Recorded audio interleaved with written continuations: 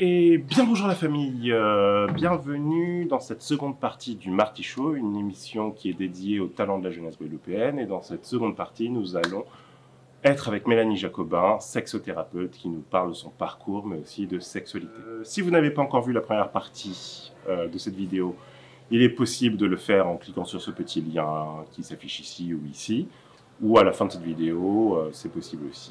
Si vous avez aimé, n'hésitez pas à liker, à partager un maximum. Et sur ce, je vous dis à retour plateau avec Mélanie. Ça existe un mauvais coup. Un truc bêtement, un peu dans le... Un mauvais coup, non, pour moi, le hasard n'existe pas. Il n'y a pas de mauvais coup. Il y a le fait que tu étais là au bon moment, au bon endroit et tu as assumé ce que tu devais assumer ou tu as fait l'action que tu devais mener sur le moment. Moi, je dirais pas ça. Intéressant. Moi, je dirais que il y a mauvais coup à la seconde où il y a mauvaise communication. Et récemment, j'ai dit dans une interview et la journaliste qui m'interviewait était là, waouh! Et en fait, je lui ai dit, je pense qu'il y a mauvais coup à la seconde où une des personnes dans le rapport sexuel est là juste pour se masturber avec le corps de l'autre. Et très souvent, c'est ce qui se passe. C'est-à-dire qu'en fait, je suis tout seul dans mon rapport, en fait. Enfin, t'es là, mais je te prends pas en considération, tu vois. Et du coup, bah, c'est comme si t'étais tout seul dans ta chambre avec ton film porno. C'est exactement la même chose. C'est juste que là, t'as un corps humain avec toi et puis c'est tout. Et pour moi, ça fait clairement un mauvais rapport sexuel. Mais clairement. Ça, c'est un mauvais coup, mais direct. Donc oui, je dirais ça. Est-ce que la sexualité, ça s'apprend? Mais bien sûr. Mais en fait, il devrait y avoir ça au programme pour apprendre, scolaire. Okay. Pour apprendre. Moi, je me rappelle mes cours d'éducation sexuelle au collège, c'était une catastrophe, mais c'était n'importe quoi. C'était même gênant. Mais oui, exactement. En fait, c'est vraiment terrible parce que on me pose très souvent la question et je leur dis mais déjà, enfin, c'est lamentable, mais le gouvernement laisse tomber l'éducation nationale. Donc, quand l'éducation nationale doit tourner tout seul, déjà, d'accord, ça fait qu'il n'y a même pas le temps de finir le programme déjà en place. Donc, s'il faut rajouter des cours d'éducation sexuelle dans le programme, mais c'est juste... Enfin, il n'y a déjà pas le temps pour finir le programme. Donc, on ne peut pas rajouter plus. Mais malheureusement, en fait, ça fait vraiment une jeunesse perdue. En fait, ça fait une jeunesse qui apprend sa sexualité sur TikTok. Terrible, mais enfin, moi du coup je sais que je serai jamais au chômage pour le coup parce que franchement ça fait que ça fait que je sais que voilà quand la nouvelle génération atteindra 35 ans ce seront mes clients, tu vois. Vous allez tous être névrosés, vous entendez?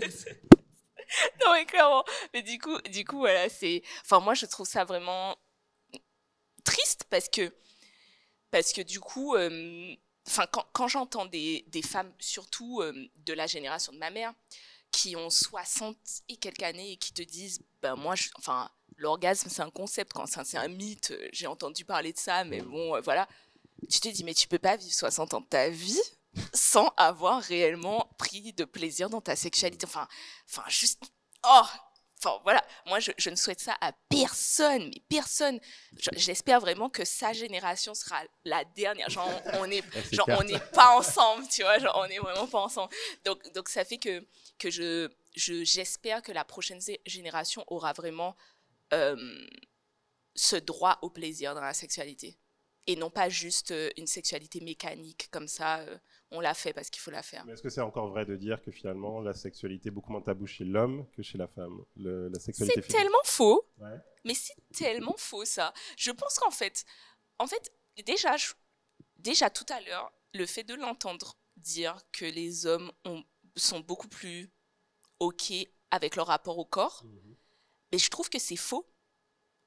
En tout cas, peut-être dans sa génération, mais pas dans la nôtre. Parce qu'il y a vraiment, même si c'est pas adressé, mais il y a pas mal d'hommes qui te disent, mais enfin, moi, il se passe 48 000 trucs dans ma tête quand je dois me mettre nue devant une femme. Hein, c'est vraiment, mais est-ce que je suis assez bien? Est-ce que je suis assez musclée? Est-ce que je suis pas trop gros? C'est souvent des gens de ma génération. Voilà. Ouais, ce ne sont pas des jeunes. Et en fait, pour moi, il y a cette fausse idée que que les hommes n'ont pas de problème vis-à-vis de leur physique, que les hommes n'ont pas de problème vis-à-vis de leur sexualité, que les hommes n'ont pas... Non, c'est juste qu'ils n'ont même pas l'espace pour en parler. C'est tout. C'est tout. Et du coup, ça fait qu'on croit que les femmes sont plus à plaindre. Mais en fait, tout le monde est à plaindre. Tout le monde. Mais tout le monde. Il n'y a vraiment pas... Pour le coup, je pense que plus tu en apprends sur le cerveau humain, plus tu te rends compte qu'il n'y a vraiment pas de sexe fort et de sexe faible. En fait, il y a vraiment les opprimés, les femmes opprimées par une société patriarcale et les hommes brisés par une société patriarcale. En fait, c'est juste... C'est pas la même blessure, mais tous les deux, ils sont blessés. Tu vois, et en tant que psychologue, thérapeute, etc., mais tu te rends compte de ça. Mais c'est juste là, ok. Enfin, quand j'entends les femmes tenir un discours féministe dans le sens, oui, nous, on est à plaindre, etc., moi, je dis, moi, je sais que la moyenne d'âge de mon genre, enfin, la moyenne de survie, en tout cas de mon genre, n'est pas 45 ans. Quand tu vois que la majorité des hommes de plus de 45 ans se suicident, enfin 67% des hommes de plus de 45 ans se suicident, etc., ça se voit que du coup, la santé mentale des hommes est vraiment très atteinte. Et le problème, c'est que personne ne leur donne l'espace pour en parler, parce que si t'en parles, ben, t'es un homme faible, t'es pas assez, ou pas assez bon.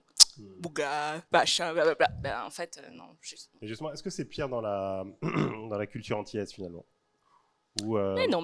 Ça aussi, il faut arrêter ça. En fait, franchement, les histoires de les Antillais trompent, les Antillais sont trucs, les Antillais, etc. Il faut vraiment arrêter ça. Tu vas en Europe, ils ont les mêmes problèmes.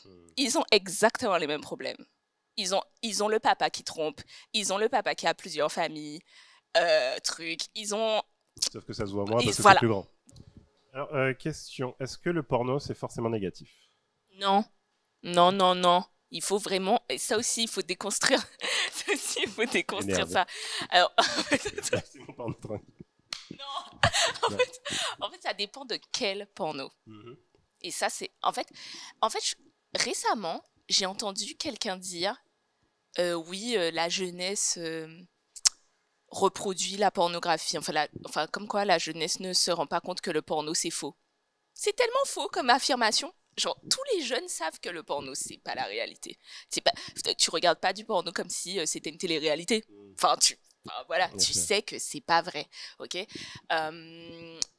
Toutefois, je pense que tourner son regard vers la représentation, c'est important. Et du coup, si tu sais que ce que tu regardes, c'est pas la réalité, eh bien, cherche la réalité. Et je pense que, malheureusement, le porno éthique, parce que ça existe, eh bien, c'est payant. Ouais. Et du coup, ça fait que les gens se disent « Oh, j'ai pas envie de payer pour du porno, je peux trouver une vidéo gratuite de 5 minutes, là, voilà, etc. etc. » Mais pour le coup, j'ai déjà intervenu dans plusieurs lycées de Guadeloupe pour proposer des cours d'éducation sexuelle. L'année dernière, j'étais en partenariat avec l'Université des Antilles-Guyane, donc on faisait des actions sur le campus de Fouillol et le campus de Schellcher, et on a beaucoup parlé de justement pornographie éthique, etc. On a visionné des vidéos de porno éthique, et les élèves étaient vraiment choqués parce qu'il y en a qui disaient mais c'est la première fois que je vois une femme avec de la cellulite, tu sais, ou c'est la première fois que je vois un rapport se terminer comme ça. Enfin, il y avait vraiment et du coup, si tu ne l'as jamais vu, tu sais même pas que c'est possible. Ouais, bien sûr. Et du coup, je pense que même la problématique du coût COUT, elle est fausse parce que en tout cas, pour le coup, pour avoir épluché les plateformes, parce qu'il faut que je m'informe, la plupart des films pornographiques éthiques coûtent entre 4,99 € et 12 €, si tu veux. Et tu peux réellement avoir un film de 2 heures, mais en fait, ce sont plusieurs petits films dans les 2 heures pour 6 €, en fait. Donc, en clair, tu vas au McDo, tu dépenses 6 euros pour ton menu. Enfin, tu vois, donc au final, si tu veux, si tu veux réellement avoir accès à quelque chose où t'es pas en train de te demander est-ce que l'actrice est réellement consentante, genre, ou est-ce qu'elle est pas droguée, ou parce qu'il y a vraiment des trucs très sombres sur les sites gratuits et tout. Ben en fait, c'est bien à un moment donné de payer pour quelque chose de qualité, en fait. Mais malheureusement, je pense que de manière générale, et j'ai l'impression que je vais parler comme une petite vieille là maintenant, mais de manière générale, quand tu es jeune, la quantité t'importe plus que la qualité. Et du coup, ça fait que tu te dis,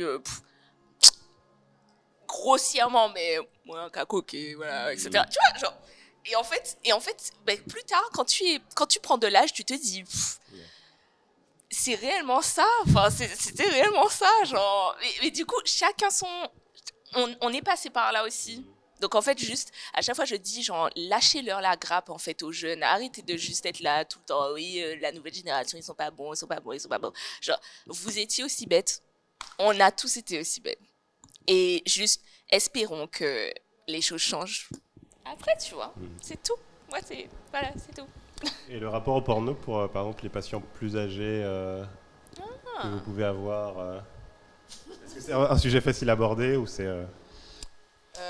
Disons, ils sont moins dedans, mais quand ils le font, c'est souvent par rapport à la masturbation.